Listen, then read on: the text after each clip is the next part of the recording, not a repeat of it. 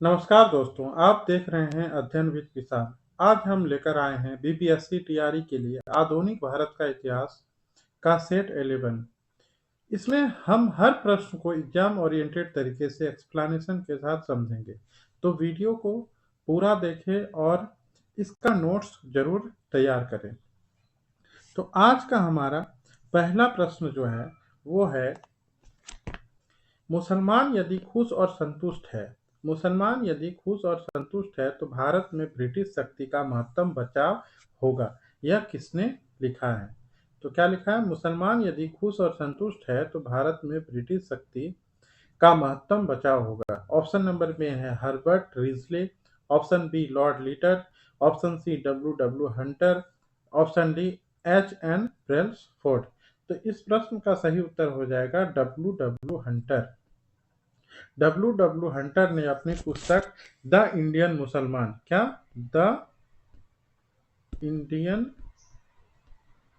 The Indian Musalman W W Hunter ने अपनी पुस्तक द इंडियन मुसलमान में लिखा था कि मुसलमान यदि खुश और संतुष्ट है तो भारत में ब्रिटिश शक्ति का महत्तम बचाव होगा। और उन्होंने मुस्लिम समुदाय को ब्रिटिश शासन के समर्थन में लाने की बात कही थी। और यह क्या था? यह डिवाइड एंड रूल का नीति का हिस्सा था। यह उनकी किस नीति का हिस्सा था? डिवाइड एंड रूल, फूट डालो और शासन की नीति का हिस्सा। चलते हैं अगले प्रश्न की ओर। अगला प्रश्न है, लॉर्ड लीटन निम्नलिखित में से किससे संबंधित नहीं है? तो लॉर्ड लीटन जो है किससे संबंधित नहीं है? तो लॉर्ड लीटन जो है, ये ऑप्शन नंबर में ए है, इल्बर्ट बिल विवाद। तो इल्बर्ट बिल विवाद को ऑप्शन नंबर ए, इल्बर्ट बिल विवाद से ये लॉर्ड लीटन संबंधित नहीं थे। इल्बर्ट बिल विवाद वॉयसराय लॉर्ड रिपन, किनके काल में? लॉर्ड रिपन के कार्यकाल में इल्बर्ट बिल को पेश किया गया था। और इस बिल में वरिष्ठ भारतीय न्यायाधीशों को यूरोपीय अपराधियों पर मुकदमा चलाने की अनुमति देने की मांग की गई थी। तो इस प्रश्न का उत्तर क्या हो जाएगा? इल्बर्ट बिल विवाद। इसमें किससे संबंधित था? ये लॉर्ड रिपन, ये लॉर्ड लीटन से संबंधित नहीं था। और बाद बाकी जो ऑप्शन दिए हुए हैं, स्ट्रेची कमीशन, शस्त्र अधिनियम और वर्नाकुलर प्रेस एक्ट, ये सभी लॉर्ड लीटन से संबंधित था। चलते हैं अगले प्रश्न की ओर। अगला प्रश्न है, हिंदुस्तान सोशलिस्ट रिपब्लिकन आर्मी के संस्थापक नेताओं में से एक थे। तो हिंदुस्तान सोशलिस्ट रिपब्लिक एसोसिएशन की स्थापना जो है ये हुई थी आपका 1924 में। कब? 1924 में। और इसके संस्थापक नेताओं में से थे भगत सिंह और चंद्रशेखर आजाद इनके प्रमुख नेता थे। और हिंदुस्तान सोशलिस्ट रिपब्लिकन आर्मी, तो हिंदुस्तान सोशलिस्ट रिपब्लिकन आर्मी की जो स्थापना हुई थी वह हुई थी कब? 1928, 1924 नहीं, 1928 में इसकी स्थापना हुई थी। चलते हैं अगले प्रश्न की ओर। अगला प्रश्न है, कर्जन वाइली की हत्या के आरोप में किसे मृत्यु दंड दिया गया था? तो कर्जन वाइली की हत्या, यह घटना जो हुई थी, यह घटना हुई थी 1909 में। 1909 कहाँ पर? लंदन में। कर्जन वाइली की हत्या की गई थी कब? 1909 में। कहाँ पर? लंदन में। और यह हत्या जो की गई थी, ये की गई थी ऑप्शन नंबर ए, मदन लाल ढींगरा के द्वारा। मदन लाल ढींगरा के द्वारा ही कर्जन वाइली की हत्या 1 जुलाई 1909 ईस्वी को लंदन में ढींगरा के द्वारा गोली मारकर किया गया था। और ये वाइली जो थे, ये भारत मंत्री के एक बॉडीगार्ड के रूप में नियुक्त थे। और 17 अगस्त 1909 को मदन लाल ढींगरा को फांसी की सजा दी गई थी। कब? 17 अगस्त 1909 ईस्वी को। और इसकी हत्या की थी कब? 1 जुलाई 1909 ईस्वी। अगला प्रश्न है, मॉन्टेग्यू चेम्सफोर्ड की रिपोर्ट में क्या कहा गया था? तो मॉन्टेग्यू चेम्सफोर्ड का जो रिपोर्ट था, ये तत्कालीन जो भारत सचिव थे, ये थे एडविन मॉन्टेग्यू और वायसराय लॉर्ड चेम्सफोर्ड। और इन्हीं का रिपोर्ट भारतीय परिषद अधिनियम 1909 का आधार बना था। किसका आधार? भारतीय परिषद अधिनियम 1909 का आधार क्या था? मॉन्टेग्यू चेम्सफोर्ड के रिपोर्ट के आधार पर ही भारतीय परिषद अधिनियम 1909, ऑप्शन नंबर ए। इस अधिनियम के तहत प्रांतों में पहली बार द्वैत शासन लगाया गया था? प्रांतों में पहली बार द्वैत शासन कब? 1909 में। किस रिपोर्ट के तहत? मॉन्टेग्यू चैम्सफोर्ड की रिपोर्ट के तहत। चलते हैं अगले प्रश्न की ओर। अगला प्रश्न है, new lamps for old lake श्रृंखला 1893-94 में सर्वहारा वर्ग के साथ संपर्क से बाहर होने के लिए कांग्रेस की आलोचना की गई थी। इन लेखों का लेखन कौन था? इन लेखों का लेखक कौन था? तो ये तत्कालीन भारतीय परिस्थिति उस वक्त पर 1893-94 के तत्कालिक भारतीय परिस्थितियों के कारण एवं कांग्रेस की साम्राज्यवादी शक्तियों के समक्ष ढुलमुल रवैया अपनाने के कारण अरविंद घोष ने, कौन? Option number A, Arvind Ghosh. Arvind Ghosh ने अपनी लेख श्रृंखला न्यू लैम्प फॉर ओल्ड, कौन सी श्रृंखला? न्यू लैम्प फॉर ओल्ड में कांग्रेस की आलोचना की थी। कौन? अरविंद घोष, ऑप्शन नंबर ए।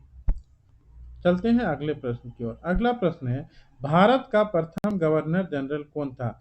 तो भारत का जो प्रथम गवर्नर जनरल थे वो थे कौन?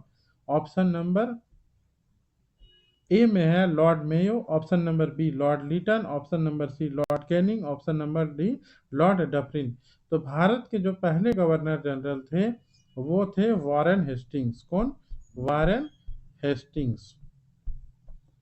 वॉरेन हेस्टिंग्स थे भारत के पहले गवर्नर जनरल।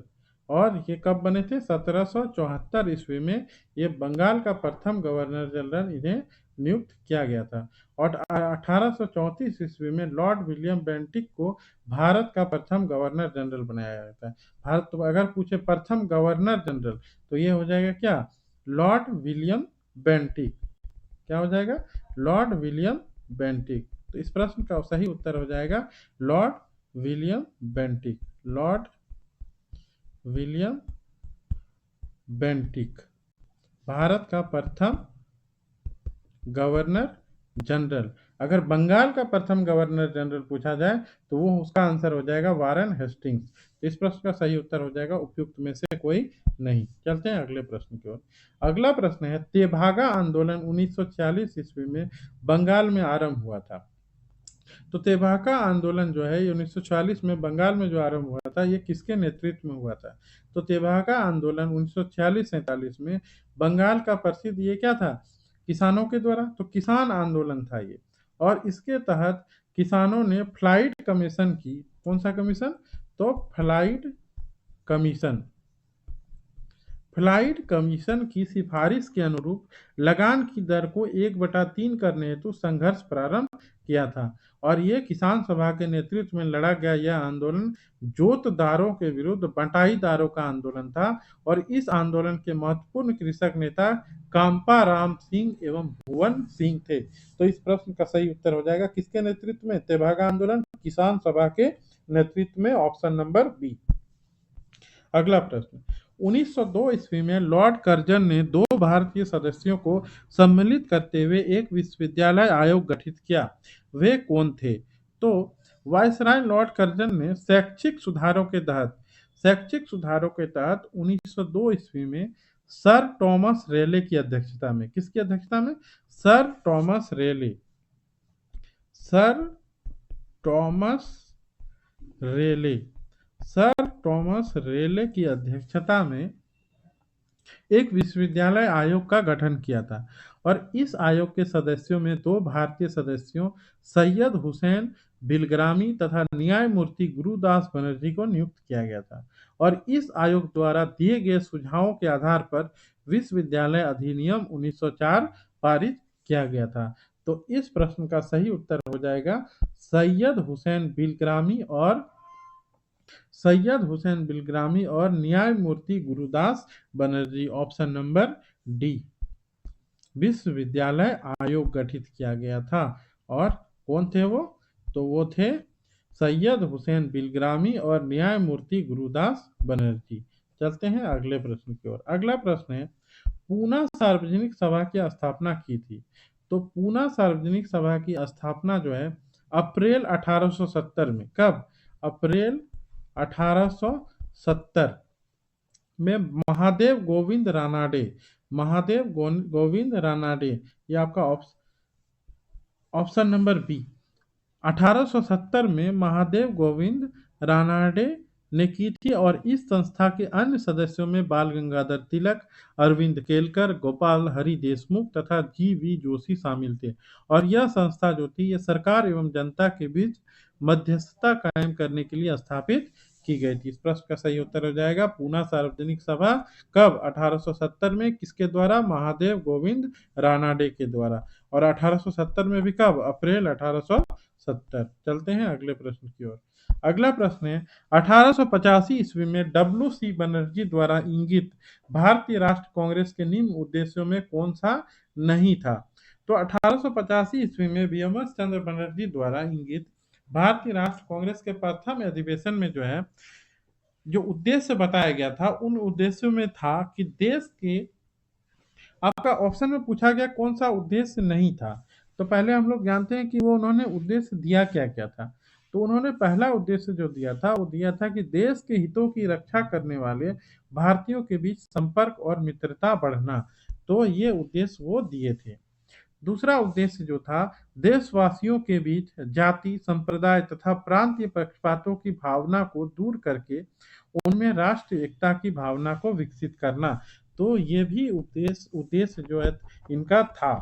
और तीसरा उद्देश्य जो था इनका भारत के सभी वर्गों एवं समुदायों को एकत्रित करके उनमें एक राष्ट्र की भावना उत्पन्न करना। और चौथा उद्देश्य था जनता की मांगों का सूत्रीकरण और उसका प्रस्तुति करना। तो इस प्रश्न का उत्तर जो है ऑप्शन नंबर सी में जो आपका दिया गया है, शिक्षित वर्ग के पूर्ण संपत्ति से महत्वपूर्ण और आवश्यक सामाजिक विषयों पर विचार प्रकट करना, ये इनका उद्देश्य नहीं था। Option number C. Option number C. सामाजिक मुद्दों को प्रारंभ में कांग्रेस के मंच से नहीं उठाए जाने का प्रावधान या व्यवस्था इसमें किया गया था। चलते हैं अगले प्रश्न की ओर। अगला प्रश्न है भारतीय राष्ट्र कांग्रेस के द्वितीय सम्मेलन में कितने मुस्लिम प्रतिनिधियों ने भाग लिया था?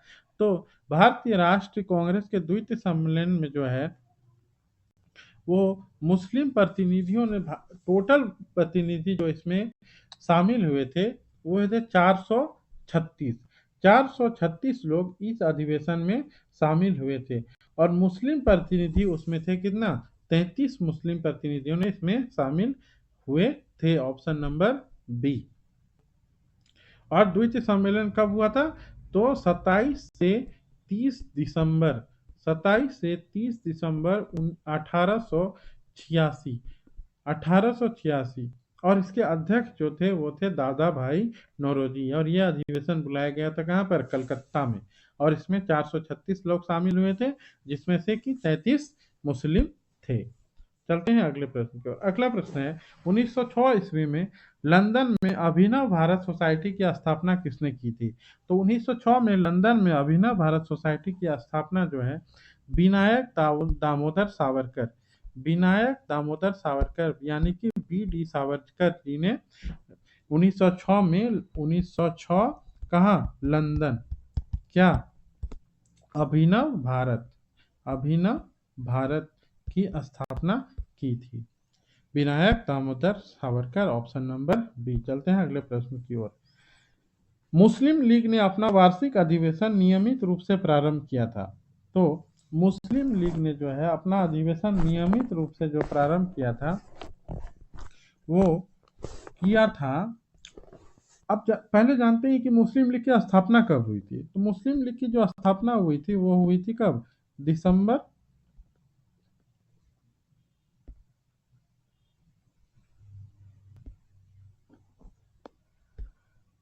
मुस्लिम लीग की स्थापना हुई थी दिसंबर 1906 में। कब? दिसंबर 1906। मुस्लिम लीग की स्थापना हुई थी कब? दिसंबर 1906 में मुस्लिम लीग की स्थापना हुई थी। कहाँ पर? ढाका में। ढाका में मुस्लिम लीग की स्थापना दिसंबर 1906 में हुई थी। और इसके संस्थापक जो थे वो ढाका के नवाब सलीमुल्लाह थे।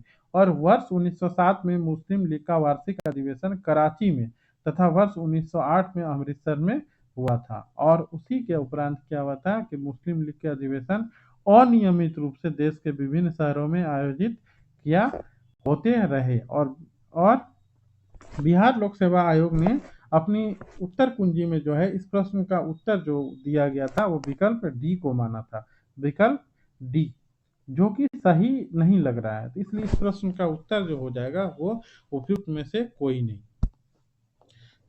तो इस प्रश्न का सही अगला प्रश्न है, चंपारण आंदोलन मुख्यतः किसके विरोध में था? तो चंपारण आंदोलन जो है ये हुआ कब था? 1917 में। चंपारण आंदोलन कब? 1917। और इसमें मुख्य रूप से नकदी फसल के विरोध स्वरूप प्रारंभ किया गया था। नकदी फसल का विरोध, ऑप्शन नंबर बी। चलते हैं अगले प्रश्न की ओर। अगला प्रश्न है, 1934 ईस्वी में कांग्रेस सोशलिस्ट पार्टी की स्थापना की गई थी। तो 1934 में कांग्रेस सोशलिस्ट पार्टी की स्थापना जो की गई थी वो option number C, Jayaprakash Narayan और आचार्य नरेंद्र देव द्वारा किया गया था। किसका? Congress Socialist Party. कब? 1934। चलते हैं अगले प्रश्न की ओर। अगला प्रश्न है, भारत छोड़ो आंदोलन के दौरान बकरी का टापू में अखिल भारतीय आजाद दस्ता का गठन किया गया था। किसके द्वारा? तो भारत छोड़ो आंदोलन के दौरान जयप्रकाश नारायण ने नेपाल के तराई में, कहां पर? जयप्रकाश नारायण नेपाल के तराई में, अखिल भारतीय आजाद दस्ता का गठन किया था। तो इस प्रश्न का सही उत्तर हो जाएगा option number D, Jayaprakash Narayan.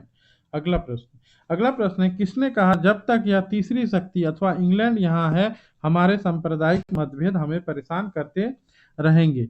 तो यह कथन जो था यह महात्मा गांधी जी का था। इस प्रश्न का सही उत्तर हो जाएगा option number B, Mahatma Gandhi ने कहा था। और ये जो उन्होंने कहा था ये उन्होंने लुई फिशर को दिए गए साक्षात्कार में कहा था कि जब तक यह तीसरी शक्ति अथवा इंग्लैंड यहाँ है हमारे सांप्रदायिक मतभेद हमें परेशान करते रहेंगे। अगला प्रश्न है, काकोरी ट्रेन डकैती कांड में किन क्रांतिकारियों को फांसी की सजा दी गई थी? तो काकोरी ट्रेन डकैती कांड में जो है राम प्रसाद बिस्मिल और Ashfaq Ullah Khan, option number A, Ram Prasad Bismil और अशफाक उल्ला खान को फांसी की सजा दी गई थी। और अक्टूबर 1924 में जो है सचिंद्र नाथ सान्याल, राम प्रसाद बिस्मिल तथा चंद्रशेखर आजाद ने कानपुर में क्रांतिकारी संस्था हिंदुस्तान रिपब्लिक एसोसिएशन की स्थापना की थी। और इस संस्था द्वारा 9 अगस्त 1925 को उत्तर रेलवे के लखनऊ सहारनपुर संभाग के काकोरी नामक स्थान पर 8 down Saharanpur Lucknow passenger train पर डकैती डालकर सरकारी खजाने को लूटा था। और यही घटना काकोरी कांड के नाम से प्रसिद्ध हुई थी। और इस कांड में 29 क्रांतिकारियों को गिरफ्तार किया गया, जिसमें राम प्रसाद बिस्मिल, अशफाक उल्ला खान, रोशनलाल तथा राजेंद्र लाहिड़ी को फांसी हुई, जबकि चंद्रशेखर आजाद फरार हो गए थे। चलते हैं अगले प्रश्न की ओर।